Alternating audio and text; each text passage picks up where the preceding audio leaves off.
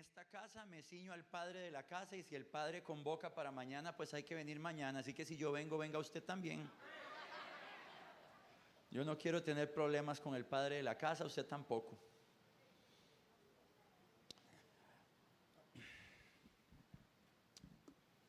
Yo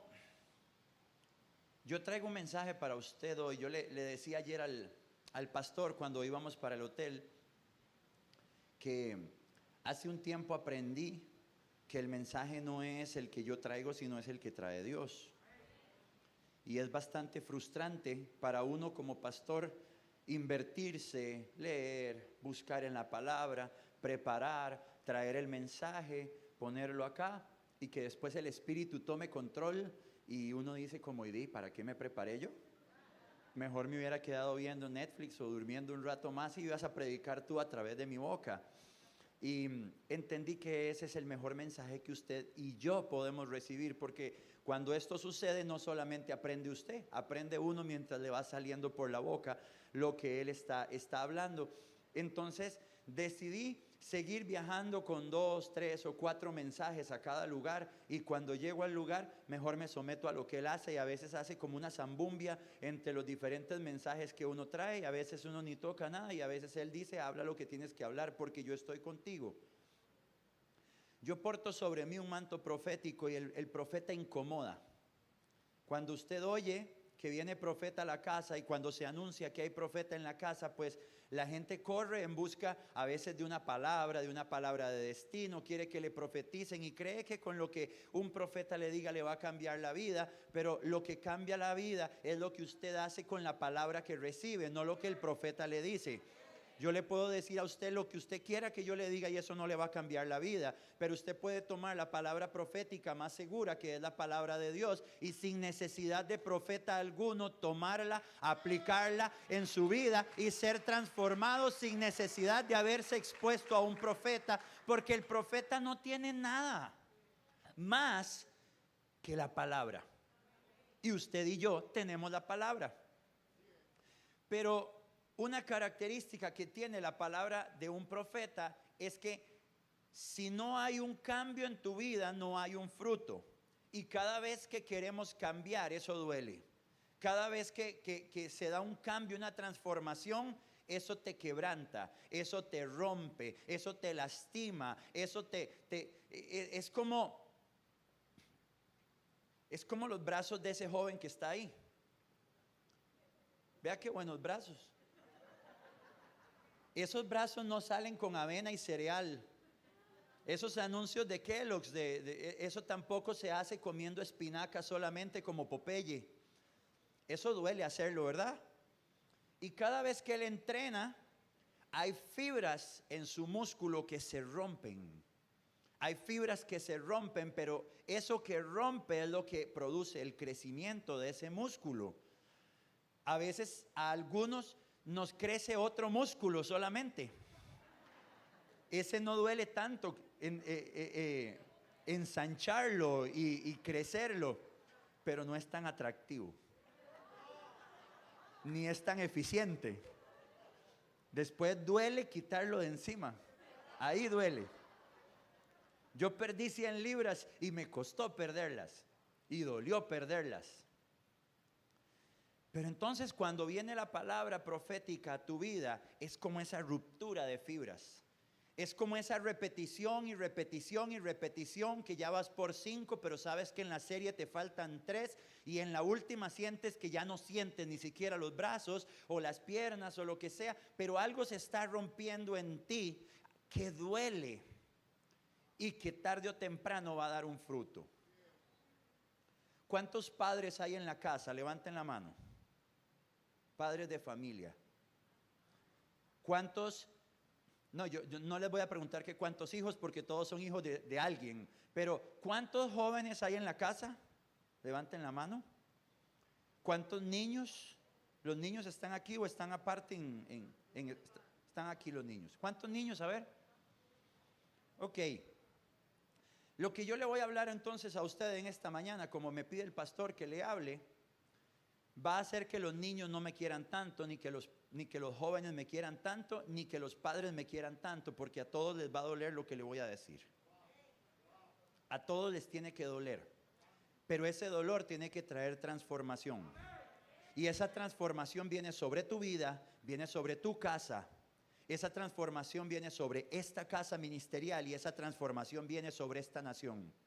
Y usted determina si hoy es del que llega al gimnasio. Y es curioso cuando usted llega al gimnasio y se encuentra a alguien que se pone en la caminadora y va con su teléfono y va. Y cree que algo está haciendo y no está haciendo nada. No está haciendo nada. O usted es el que va a correr y correr y correr y correr y correr y sudar la gota gorda hasta producir algo. Eso lo determina usted hoy. Hoy el Señor, y más tarde vamos a cantar, lo harás otra vez. El Señor, ahorita que le estaban tocando, ¿en qué tonalidad estaban? ¿Si bemol? En re, para que la vayan pensando. En re. Pero le quiero hablar de algo. ¿Cómo romper un linaje de maldición? Diga conmigo, ¿cómo romper un linaje de maldición?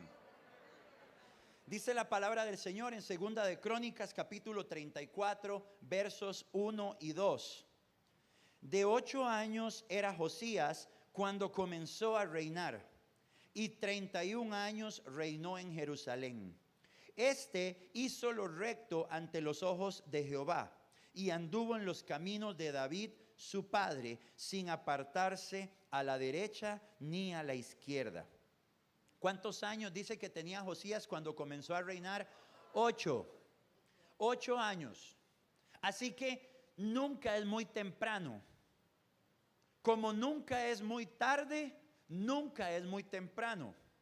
Si usted está en este momento aquí con su hijo y su hijo tiene 5 o 6 o 7 u 8 y usted le entregó la chupeta electrónica para que no esté molestando mientras usted escucha la prédica, déjeme decirle algo, nunca es muy temprano para que se exponga a una palabra de destino que transforma su vida. Así que quíteselo ya y dígale, ponga atención.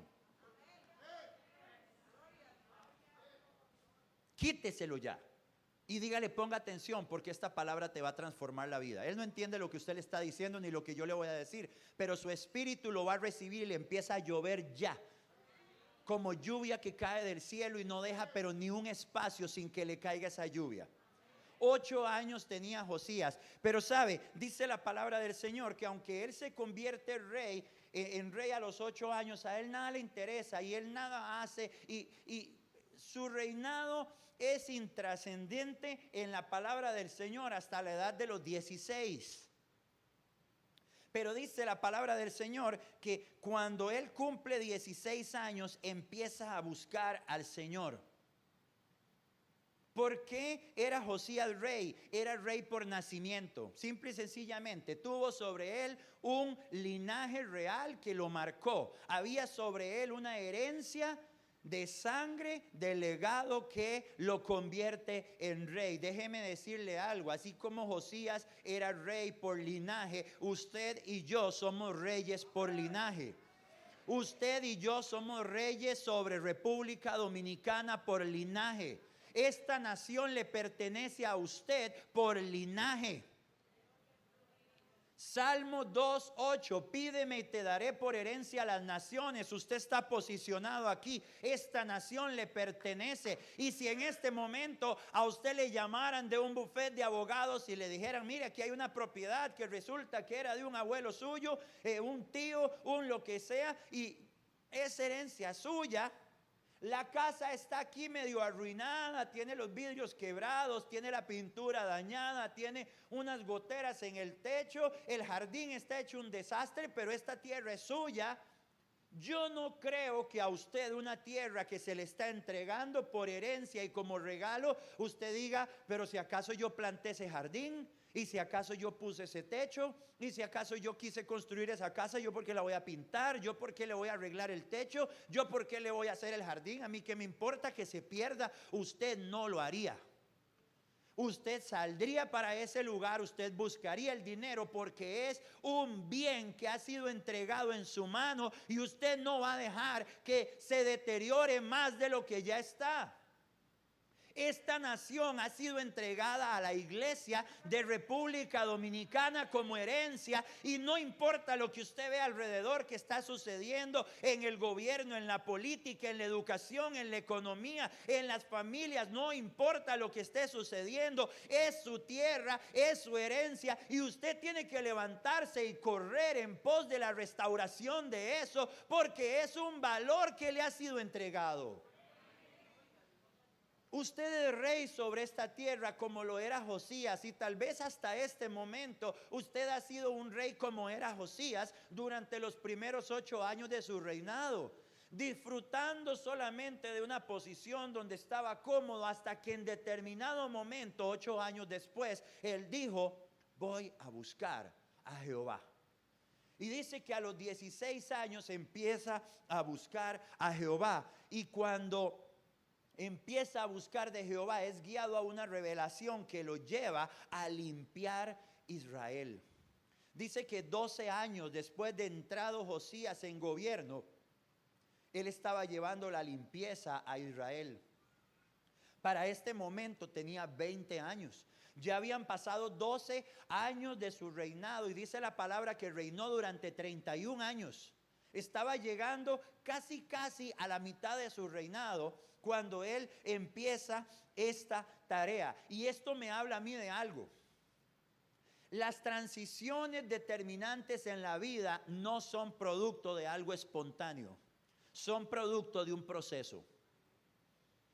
Y lo que hoy tú ves en tu vida, lo que hoy tú ves en tus hijos, lo que hoy tú ves en tu casa, lo que hoy tú ves en tu economía, en tu negocio, en tu trabajo, en tu ministerio, en tu nación, lo que hoy tú ves y hacia donde quieres llegar, no se va a llegar necesariamente de la noche a la mañana.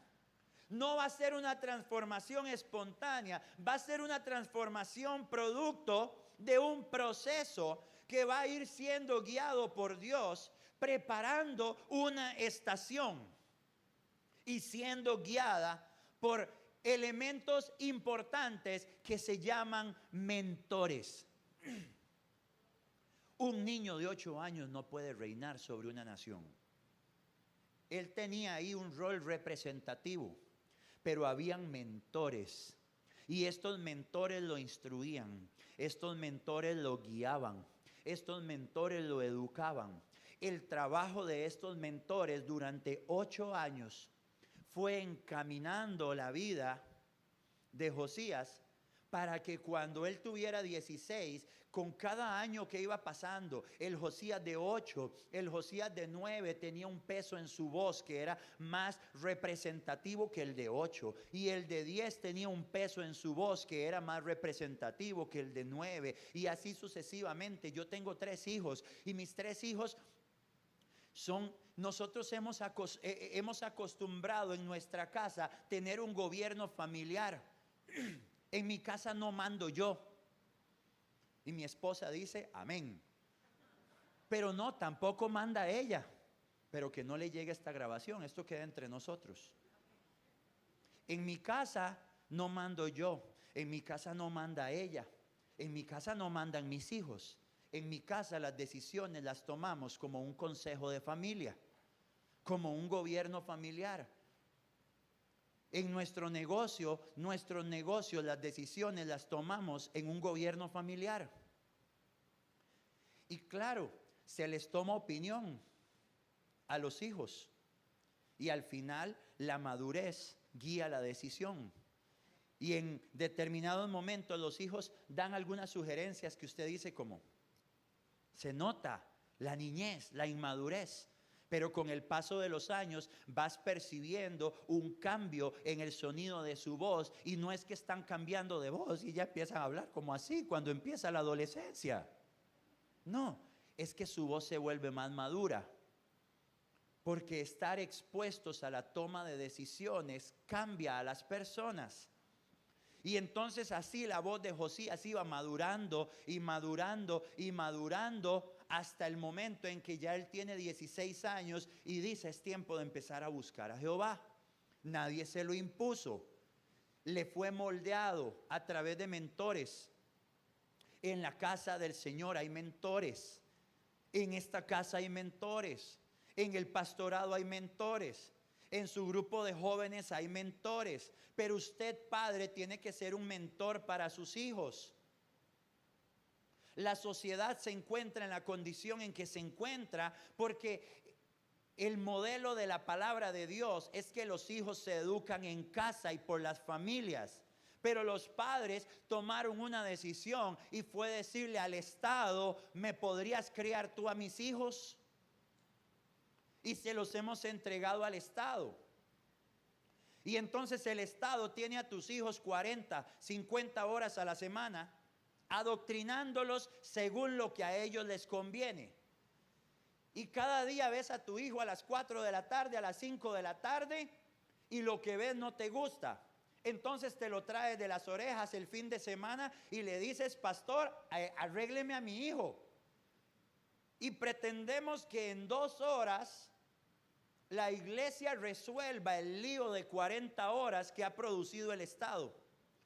Pero resulta que mientras tus hijos están 40 horas a la semana con el Estado y están 2 o 4 horas con la iglesia, están más de 100 horas a la semana tal vez contigo. ¿Y qué estás haciendo tú? No, pero es que yo soy el amigo de mis hijos y si yo le digo que no, se enoja. ¿Y a mí qué me importa que se enoje? ¿Qué me importa? Hará el primer berrinche, dirá: no voy a comer, y después de 2 horas ya tiene hambre y te busca. Por ahí en algún momento me dijeron un consejo: cuando su esposa se enoje con usted, váyase al refrigerador y apriete bien todas las tapas de las botellas y de los frascos, que tarde o temprano ella va a tener que hablarle. Luego entendí que mi esposa era tan terca cuando se enojaba conmigo que prefería quebrar el frasco antes de pedirme ayuda para abrir la tapa.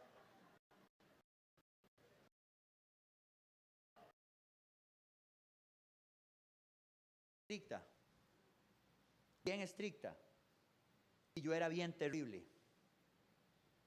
Y lo que sí fue escuchar una frase: papito, el día que usted no se quiera ceñir a las reglas de esta casa, la puerta está abierta, que nadie lo va a detener. Siempre. Y eso venía acompañado por la voz de mi padre, que decía: y si se va para donde su abuela, voy y lo saco de las orejas. Entonces yo sabía que si me iba de mi casa, ni donde la abuela, ni donde la tía, ni donde ningún otro lugar yo tenía posada, porque mis orejas iban a correr peligro. Y sabía que lo que no me aguantara mi madre, menos me lo iba a aguantar la madre de mi amigo o mi amiga. Así que ¿qué me tocaba? Ceñirme. Hoy los padres le tienen miedo a los hijos.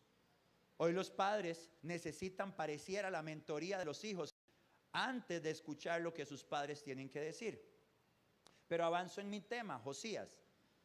Josías se expone durante 8 años a mentores que van transformando su enfoque. Y esa transformación produce un cambio en su cultura. Y el cambio en su cultura lo lleva a implementar un cambio que es una transición no espontánea en la cultura de su nación.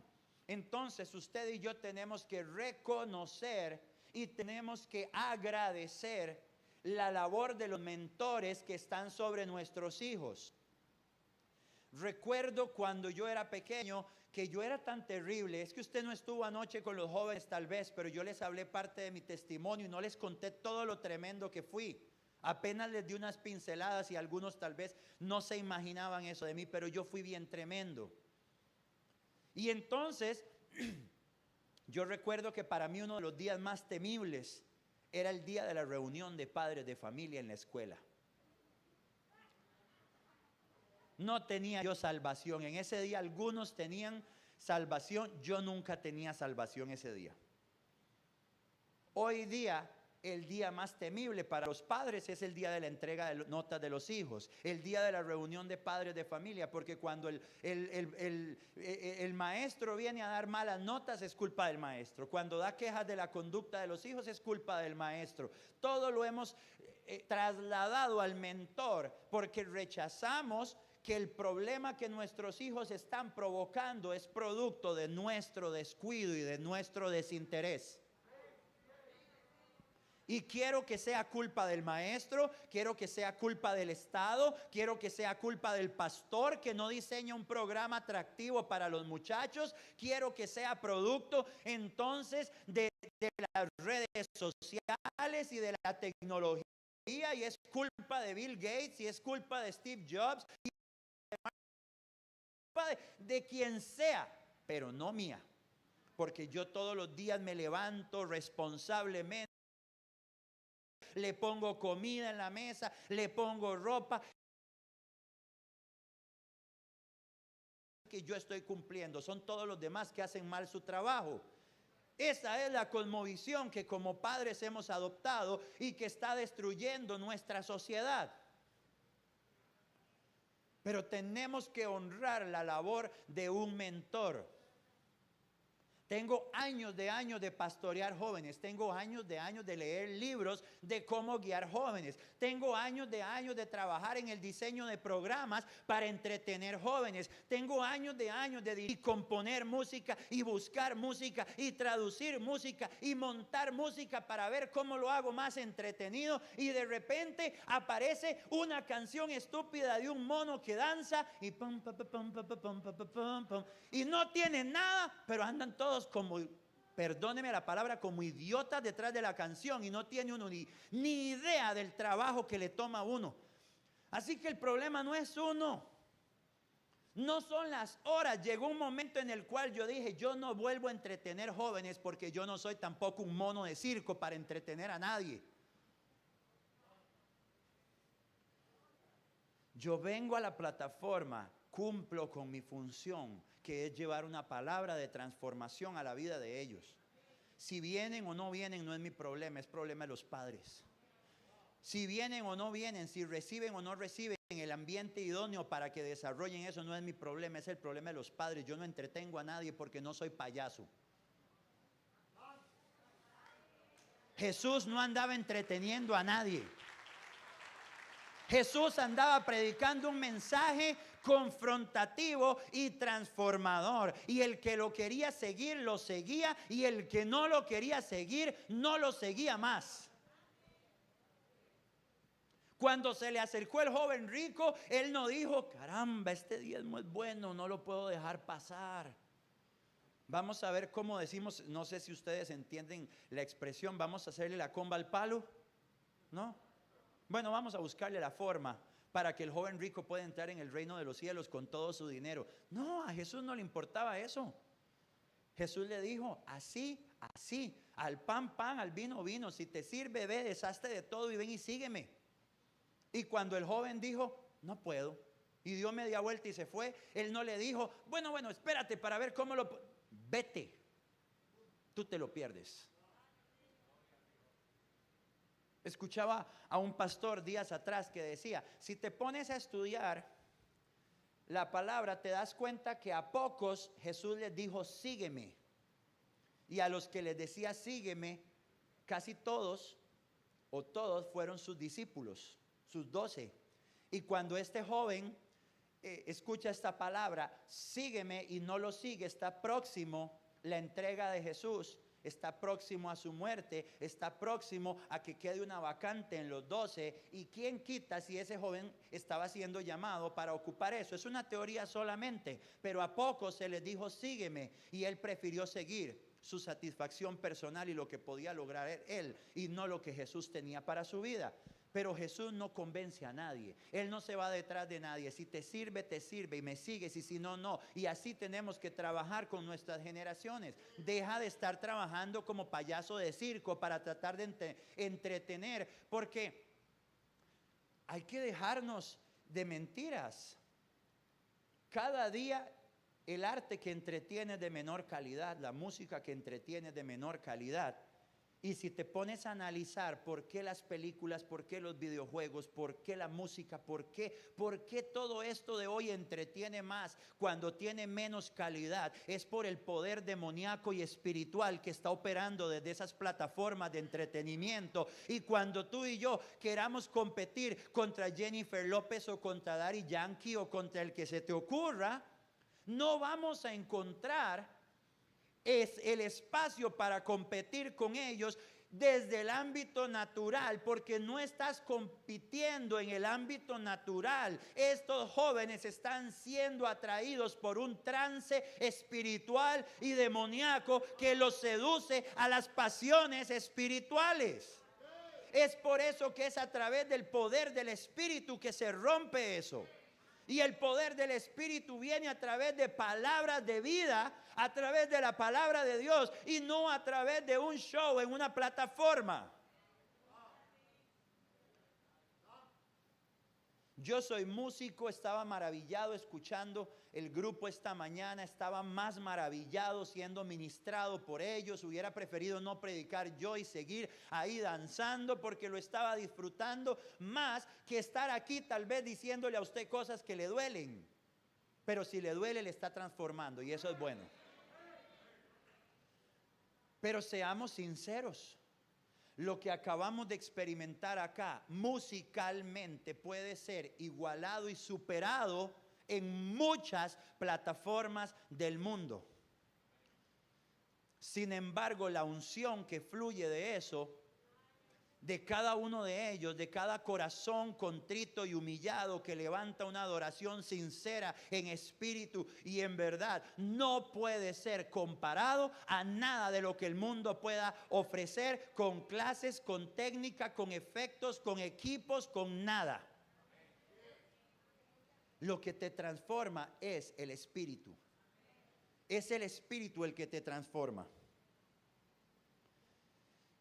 Sus hijos y los míos necesitan asesoría, necesitan mentoría. Cuando yo era pequeño me pusieron en manos de extranjeros para que me enseñaran un lenguaje y entonces el lenguaje creció en mí, la pronunciación creció en mí, el vocabulario creció en mí, el conocimiento de las expresiones cotidianas que no te las enseña un método educativo creció en mí por causa de una mentoría. De igual manera necesitan tus hijos una mentoría. No es que le compres una Biblia y le digas tome, léase eso y eso le va a transformar la vida. Sí lo puede hacer, pero cuando es sumada la intervención de un mentor que le instruye, que le explica, que le desmenuza el contenido, los conceptos se fortalecen y se enriquecen, se amplía, se profundiza. Nosotros debemos estar ahí a cada paso de ellos y necesitamos encontrar que cuando lo hacemos nosotros, excelente, pero cuando echamos mano de otros que nos ayuden, tienen que ser personas que amen a Jesús. Tienen que ser personas que viven por los principios de su palabra. Tienen que ser personas que viven por fe y dependen de la fe para poder respirar. Ese es el tipo de personas que nosotros necesitamos instruir o instruyendo a nuestros hijos.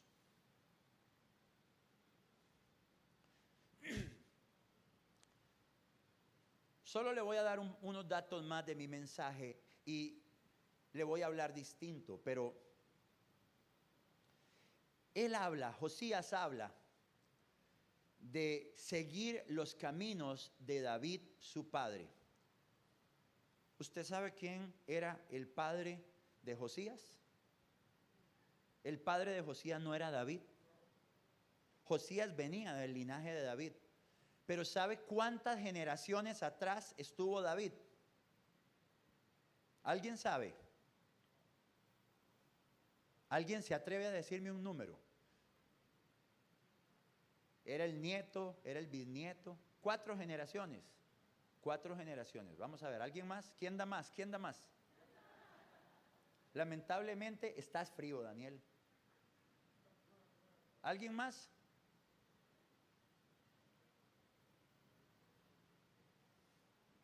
¿Nadie más?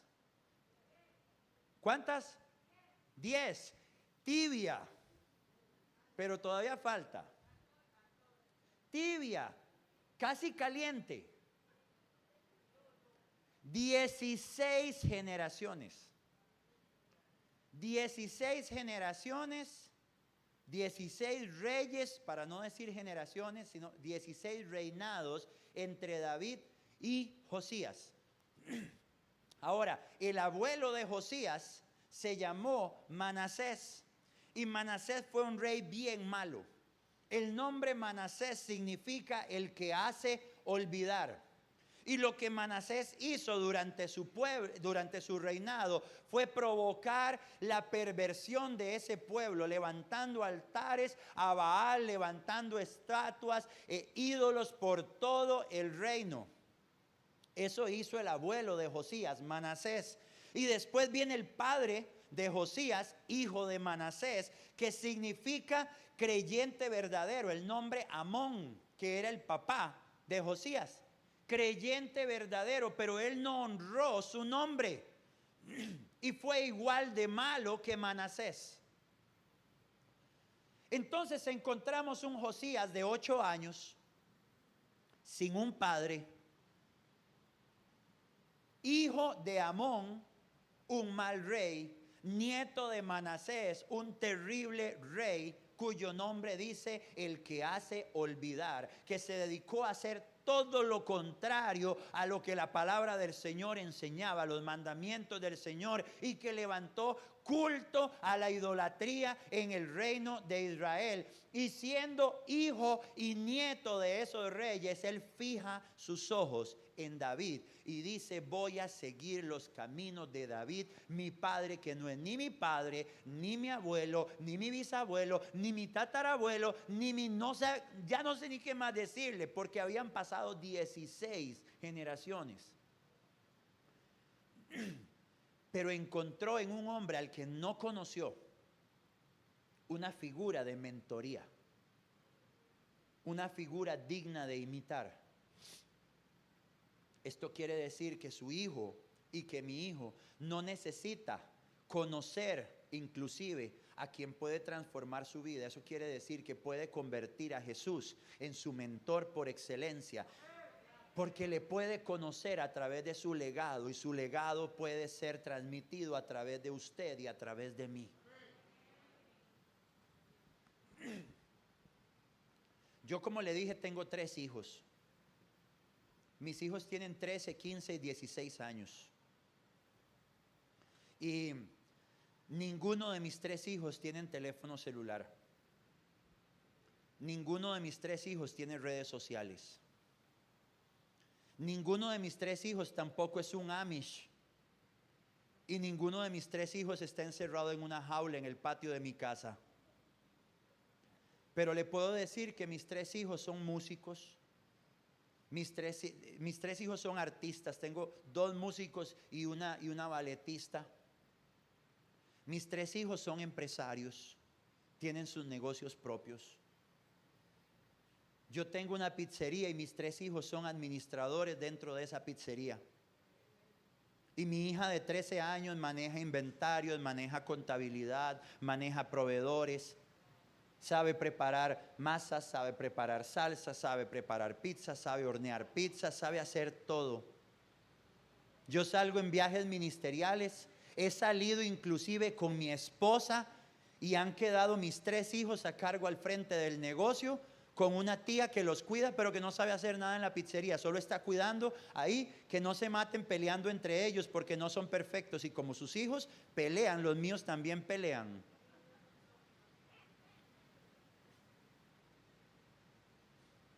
Mis hijos han aprendido y han crecido en un consejo de familia. Mis hijos han aprendido y han crecido sentándose a la mesa con sus padres y escuchando. Yo dirijo un programa que se llama Reformadores Culturales, que se extiende a 15 naciones en 3 continentes distintos, entrenando personas en cómo transformar la cultura. Y mis 3 hijos son estudiantes dentro de ese programa. Y adivine, son los 3 mejores estudiantes. Son los 3 que van más al día. Son los 3 que no faltan en sus tareas de sus lecciones. Y ¿sabe qué? Yo no tengo nada que ver con eso, porque ellos decidieron inscribirse y yo no los recluté al programa. Yo no les digo, ya envió su tarea, ya escuchó el video. Yo solamente recibo en mi teléfono los mensajes que vienen de mi teléfono, porque ellos no es que son marcianos y que no tienen amigos y que no tienen con quién relacionarse. No, ellos tienen sus amigos, ellos comparten con su familia, con sus amigos. Y en mi computadora yo tengo abierto mi WhatsApp web. Y entonces ellos, papi, puedo hablar con tal amigo, puedo coordinar tal cosa, puedo hablar con una clienta, lo que ellos tengan que hacer, si vaya, y lo hacen desde mi WhatsApp en la computadora, y hay una relación de transparencia total. Ellos pueden tener acceso a todas mis conversaciones y yo puedo tener acceso a todas sus conversaciones, pero también hay un marco de respeto entre los dos, y ni ellos ven lo que yo veo, ni yo recibo nada de lo que no tenga que ver. Como pastor a veces tengo que lidiar con algunas situaciones que digo, eso es material sensible que no puedo tener ahí disponible donde pueda quedar a merced de ellos, y entonces voy y borro esas conversaciones, pero solo en ese caso. Y entonces a veces recibo en mi mismo correo desde ahí la información de sus tareas, porque ellos lo hacen, porque desde pequeños entendieron que ellos viven con una misión. Desde pequeños ellos entienden que el propósito de su vida es más grande de lo que yo puedo hacer, de lo que yo les puedo inculcar. Es lo que Cristo puso en ellos. Y son muchachos felices. Y son muchachos muy cercanos a su madre, muy cercanos a mí. Y son muchachos que pelean entre sí, y son muchachos que cometen errores, y son muchachos a los que, como usted le ha descubierto cosas que le ha golpeado, nosotros también les hemos descubierto cosas que nos han golpeado, y hemos dicho, pero ¿cómo? ¿Cómo llegó esto? ¿Sabe cómo? En algún momento yo creí que podía meter a mis hijos en una burbuja. Y entonces sin teléfono, sin redes sociales, sin internet, sin supervisión, sin amigos fuera de la iglesia, sin acceso casi a su familia fuera de la iglesia, estudiando siempre en la escuela de la iglesia y siempre en los ministerios de la iglesia y en escuelas de artes cristianas para que sean gente cristiana. Y después nos encontrábamos cosas que decíamos, ¿y por dónde se metió el enemigo? Y nos dimos cuenta que el enemigo se mete por donde sea y llega a donde sea. Pero hay algo que no puede penetrar, y es tu dominio propio, es tu autocontrol. Y entendimos que nosotros no habíamos sido puestos en ese rol para construir alrededor de ellos una fortaleza inquebrantable, sino para convertirlos a ellos en fortalezas inquebrantables, donde ellos mismos serían el filtro, la puerta de entrada, y ellos mismos serían los que le dirían al enemigo, no, esto no es para mí. Ahí es a donde Dios te quiere llevar. Ahí es a donde Dios quiere llevar a nuestras generaciones. A una transformación que no es inmediata y no es espontánea, es gradual, es el fruto de un proceso con el cual usted y yo nos metemos. Un abuelo malo, un padre malo, una historia de vida que no era la mejor, porque él se convierte en rey a los 8 años porque perdió a su padre. Y sin embargo, la labor de los mentores transforma la vida de este hombre para después tener 31 años de reinado y ser considerado un hijo bueno. Rodee a sus hijos de personas como usted quiere que sus hijos sean. Yo le contaba ayer al pastor que durante este tiempo de encierro, que no teníamos reunión de jóvenes, que no podíamos tener los servicios los domingos, porque en Costa Rica estamos muchísimo más estrictos, está el ministerio más estricto. Esto que yo estoy viendo acá, allá no lo podríamos tener. Allá tenemos un templo un poco más pequeño que este, pero el máximo aforo que tenemos es de 75 personas, porque no se pueden sentar ni siquiera 2 personas juntas. En la plataforma tenemos que estar cada uno a 1,80 m de distancia, 6 pies. Solo una persona puede estar aquí sin la mascarilla. Así que este coro maravilloso que tenían allá no lo podríamos tener. Y esas sonrisas bellas de los músicos que se deleitaban tocando no las podemos ver porque están todos así, como ninjas. Y mis hijos decían, qué aburrido que es un sábado sin ir a la reunión de jóvenes. Qué aburrido que es un domingo sin poder ir a la iglesia. Porque ellos crecieron en un ambiente que les hizo creer y entender y vivir que mejor es un día en la casa de Dios que 1000 fuera de ellos.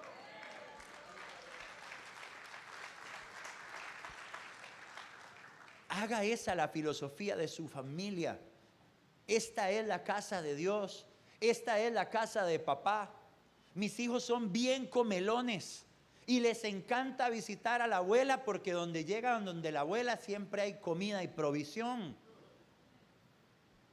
Yo vivo a 50 metros de la casa de mi madre y cuando llegan, no hay galletas.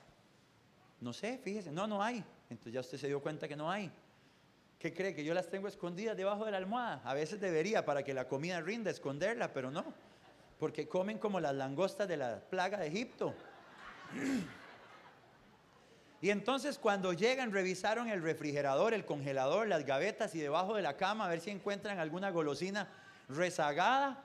Entonces dicen, ya vengo, voy para donde Tita a ver si ahí hay comida. Y se van para donde mi mamá.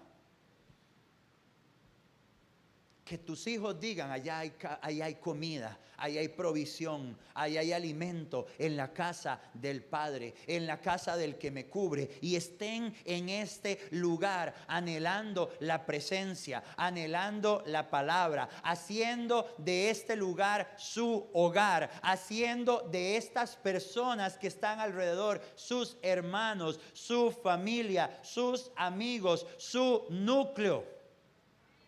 Mientras Jesús estaba enseñando, se le acercaron y le dijeron, maestro, tu madre y tus hermanos están. Y él los detuvo, interrumpió y dijo, perdóneme, pero mi madre, mis hermanos, mi familia son aquellos que siguen los caminos de mi Padre, son aquellos que están conmigo. Si esto le parece a usted tajante, si esto le parece a usted radical, pues es que así es. Mi compromiso número 1 es con la genética que yo quiero que me determine.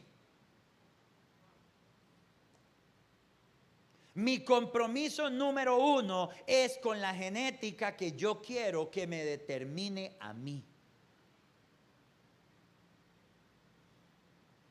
Usted y yo en algún momento, porque todos tenemos familia, y usted ve una familia para allá y ve una familia para allá, y tal vez una es como medio loca y la otra es como doblemente loca. Y si a usted le toca escoger y decir, no, que me venga lo bueno, pero de aquel lado, porque de este lado ojalá, bloqueo. ¿Cierto? ¿Verdad que sí? Todos tenemos en nuestra ascendencia personajes de quien decimos, Señor, que de ahí no se haya filtrado nada por el río genético. Que esa represa sea fuerte y resistente y nunca se quebrante. Pues ¿sabe qué? Si a mí me toca elegir entre la genética de mi padre, la genética de mi madre y la genética de mi Dios, bloqueo a mi padre y a mi madre, porque la única genética que quiero es la genética del cielo. Podré tener una madre que sea una santa, podré tener un padre que sea un santo, pero ninguno de ellos es como Jesús. Son meros imitadores. Y por más buenos imitadores, no son como el original. Así que procure que quien rodee a sus generaciones, que quien rodee a su familia, procure rodearse usted, procure establecer vínculos familiares, vínculos reales con personas, con parejas, que aquí en la casa del Señor usted se vaya criando. Yo no le estoy diciendo no tenga amigos, yo tengo mi grupo de amigos dentro de la iglesia. Tengo mi grupo de amigos que principalmente son matrimonios como el mío, matrimonios que nosotros estamos prontos a cumplir 17 años de casados y entonces tenemos esos vínculos con personas que están igual que nosotros, por debajo de los 40, ¿ve qué joven que soy yo? Por debajo de los 40, que sus hijos están más o menos con la edad de mis hijos. Y entonces con ellos compartimos, con ellos celebramos cumpleaños, con ellos salimos, con ellos paseamos. Con ellos disfrutamos porque se debe disfrutar de esa coinonía, como decía el pastor ahora. Pero también ellos son los que nos aconsejan y nosotros les aconsejamos. Ellos son los que nos ayudan a conocer a nuestros hijos desde la perspectiva en que nosotros no los vemos y nosotros les ayudamos a conocer a los suyos. Nos edificamos mutuamente, son familia. Y si usted me pregunta, soy más cercano a ellos de lo que soy de lo que soy cercano a mi hermano en sangre. Soy más cercano a ellos de lo que soy más cercano a mis cuñados. Soy más cercano a ellos de lo que soy más cercano a mis primos. Porque he encontrado que la familia que más anhelo que me cubra es la familia de la sangre genética que viene del cielo. Es la que más me edifica, es la que más me transforma. Déjeme cerrar y le puedo pedir a los muchachos que vayan pasando. Yo trataré de cantar, pero ellos cantan mejor y ya yo no tengo voz después de estos días. Pero solamente quiero decirle algo más. ¿Aquí hay agua? Aquí hay agua. Para los hijos que están en la casa,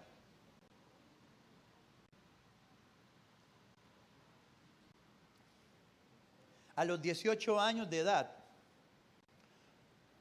Josías refleja otra característica de su mentor. Y es que envía a Safán, un gobernador, para que vaya a reparar la casa de Jehová, su Dios.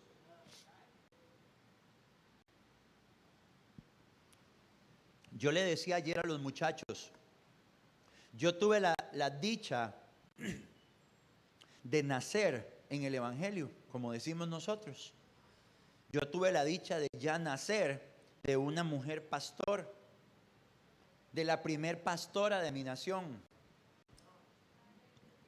Yo tuve la dicha de nacer del vientre de una guerrera que luchó contra todo el pastorado de la nación, porque en Costa Rica no se aceptaba que una mujer pastoreara. Yo tuve la dicha de que desde antes de los 7 años ya yo estaba con un instrumento en el altar del Señor. Pero sabe, yo me di cuenta a los 21 años de que el Dios de mis padres no.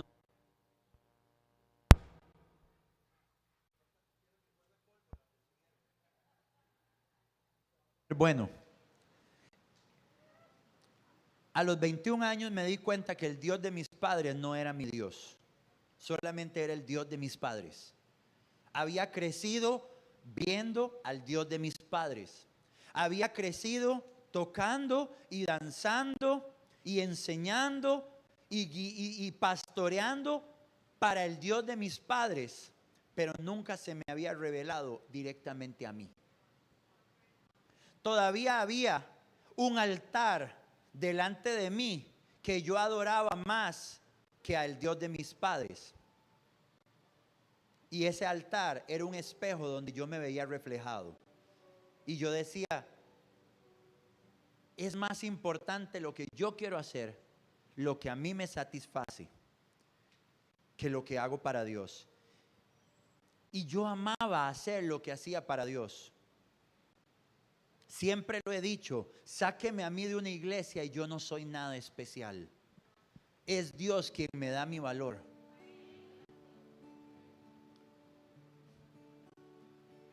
Y yo tocaba y yo siempre quería ser mejor músico y siempre quería ser mejor intercesor y siempre quería hacer las cosas mejor para Dios y siempre procuraba hacer todo con calidad y excelencia para Dios. Y en mi vida no cabía hacer nada más que Dios. Y Dios me hablaba de ser pastor, de ser profeta, de ser apóstol, de ser adorador, de ser salmista. Y yo decía, eso es lo que yo quiero para mi vida. Yo nunca quise ser astronauta, yo nunca quise ser bombero, yo nunca quise nada de eso. Yo jugaba de niño a la iglesia y yo me subí en mi cama a jugar ¿de que era la plataforma, y ahí tocaba con una guitarra de cuerdas de lana que le hice porque no tenía cuerdas, y ahí jugaba de predicar delante de un espejo porque era lo que yo quería hacer en la vida. Pero había un Dios más importante que el verdadero Dios, y siempre fue satisfacerme, y por eso yo permití que mis pasiones me gobernaran hasta los 21 años. Y llegó un momento donde yo dije: ya no más seguiré viviendo en procura del Dios de mis padres. A partir de hoy, tú serás mi Dios y yo seré tu pueblo. Tú serás mi padre y yo seré tu hijo. ¿Y sabe qué? Después de ese día, 2 veces más yo la embarré en grande. Y aún así se extendía su mano de amor y me acercaba nuevamente a Él. Yo les dije a ellos que prepararan un canto, pero el Señor no quiere el canto que yo les dije que prepararan. Y yo no sabía que ellos iban a ministrar sobre eso, que ni cantaron, solo lo instrumentalizaron mientras se recogía la ofrenda. Pero lo que el Señor tiene para usted hoy es una palabra. Y esa palabra es: yo lo haré otra vez. Y así como quebré la vida de Josías, y él dejó atrás el legado maligno de su padre y de su abuelo, y fijó los ojos en un mentor y le hizo su Dios, y dijo: ya no va a ser más el Dios de David, sino que será mi Dios, y voy a traer la reconstrucción de la casa, y voy a traer cuidado a la casa, y voy a destruir los altares y limpiar todo altar de idolatría para levantar el altar de la casa de Jehová y romper con la idolatría de esta nación, así como lo hizo con Josías. Así como lo hizo conmigo, lo hará otra vez contigo. Y lo hará en tu casa, y lo hará en tu nación. Y serán tus generaciones, serán tus hijos los que se volverán y volverán su rostro al cielo y dirán: no seguiré más yo al Dios de mis padres, sino que le entregaré mi vida al que hoy se convierte en mi Dios. Y volverán su rostro de sus malos caminos y pondrán su rostro en la palabra del Señor, que será el que les va a guiar, el que les va a orientar, el que les va a llevar por el camino de la victoria. Y ellos limpiarán la idolatría de tu casa y acabarán con todo río de perversión que viene de las generaciones pasadas sobre tu linaje, y lo purificarán y harán que una conexión con el ADN del cielo purifique la sangre de tus generaciones, y parirá República Dominicana una nueva generación. Parirás una generación de santidad, parirás una generación de pureza, parirás una generación que manifestará el poder de Dios en todo lugar. Vas a parir una generación que acabará con la idolatría en tu tierra, y no se levantará más culto a la pobreza, no se levantará más culto al divorcio, no se levantará más culto a la miseria, no se levantará más culto a la perversión, no se levantará más culto a la corrupción, no se levantará más culto a la idolatría, porque todos esos altares caerán y solamente se levantará un altar, y es el altar de adoración al Dios verdadero, al Rey de la tierra entera, y al Dios que será el Dios de tus generaciones. En el nombre de Jesús, ponte de pie en esta mañana.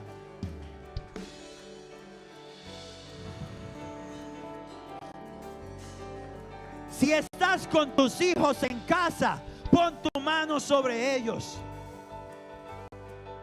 Si no están tus hijos en tu casa, levanta tus manos y extiéndelas sobre ellos. Envía esa palabra sobre ellos. Aleluya, aleluya, aleluya. Vamos, levanta tus manos. Cierra tus ojos. Cierra tus ojos y empieza a hablar. y declara: en ti confiaré, porque tu promesa sigue fiel.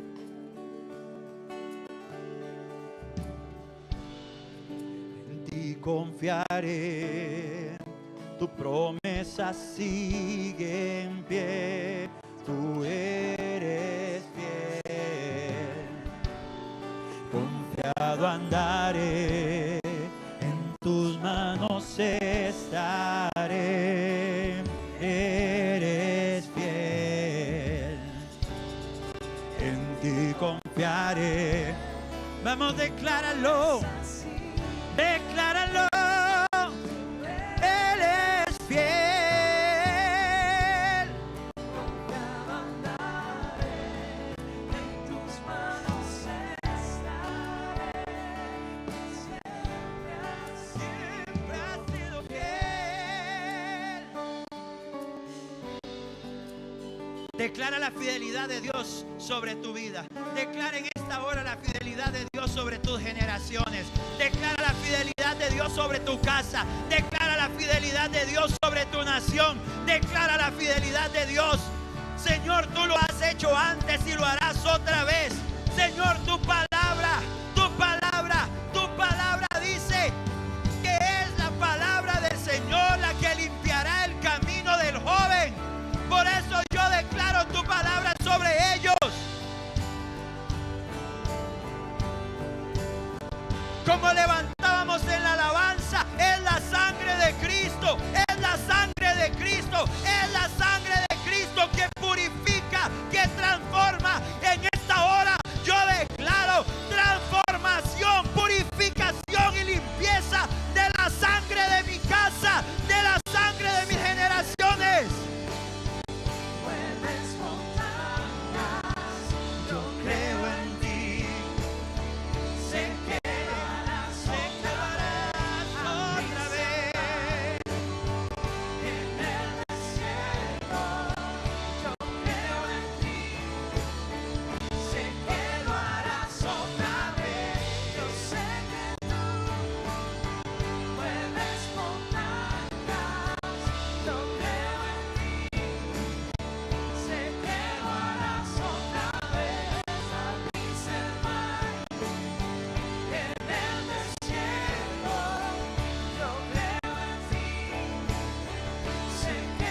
Dígaselo: yo creo en ti, yo creo en ti, yo creo en ti. Yo tomo esta palabra y creo en ti. Yo tomo esta palabra y creo en ti. Yo tomo esta palabra y creo en ti.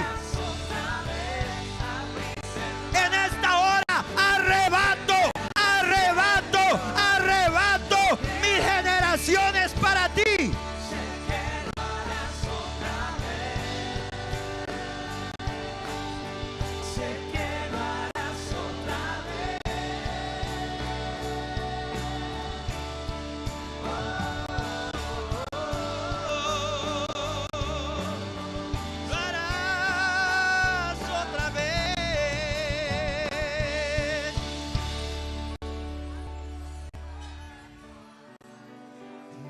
Confiaré, tu promesa sigue en pie. Dígale: tú eres fiel, tú eres fiel. Yo deposito hoy mi confianza en ti. Hoy será mi fe la moneda con la que yo vengo a reclamar tu palabra.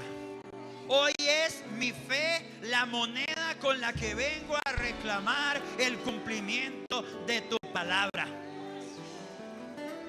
Hoy tomo mi fe, me aferro a mi fe y declaro: yo y mi casa serviremos al Señor. Y profetizo sobre mis generaciones y declaro: mi descendencia será poderosa en la tierra. Mi descendencia será poderosa en la tierra. Y edificará su camino con la palabra de Dios. Limpiará su camino con la palabra de Dios. Mis generaciones serán poderosas en la tierra porque caminarán por caminos